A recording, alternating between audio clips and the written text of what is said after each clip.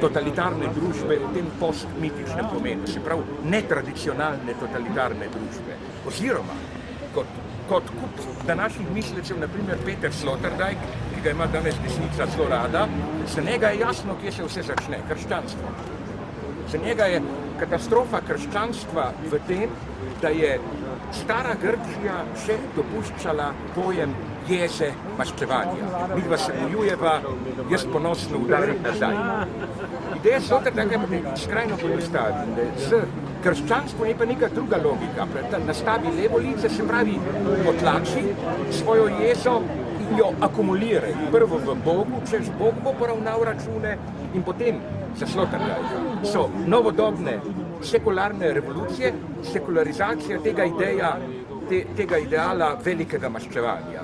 Mi vsi nastradamo, ampak bo prišlo veliko maščevanje, ki bo poravnalo račune. Ta globalni sodni dan, to je čisto tuje Grkom, to se je začelo s krščanstvom in torej po Sloterdijku ni komunizma brez krščanstva. Se pravi, jaz ne pravim, da to drži, jaz pravim, da je napačno brati tako teleološko zgodovino, da se vedno lahko gremo to igro. Nekje smo danes, pa gremo nazaj, kje se je to začelo. Potem pridemo do tega, do kraja ste tukaj šla Adorno Horkheimer, frankfurtska šola. V dialektiki razsvetljenstva, kjer še nekoliko poenostavim, je začetek za njih sam začetek človeštva.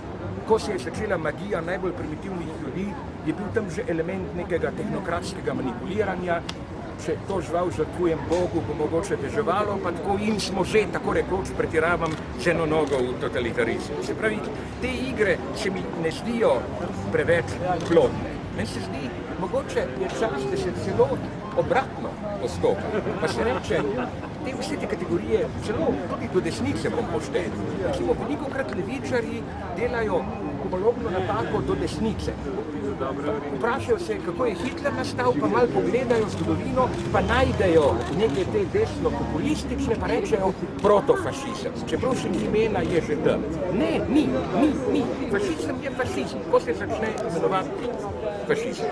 In isto je s komunizmom, kar se pa moramo danes naučiti, po mojem, je malo spremeniti pogled in ne verjeti medijem. Recimo, govorimo toliko o žrtvah in tako dalje, holokaust, gulag, groza. Ja, ta trenutek danes, ne pred našimi očmi, ampak se dogaja groza, ki je absolutno na nivoju holokausta. Moj vir niso neke levičarske brošure, ampak Time magazin.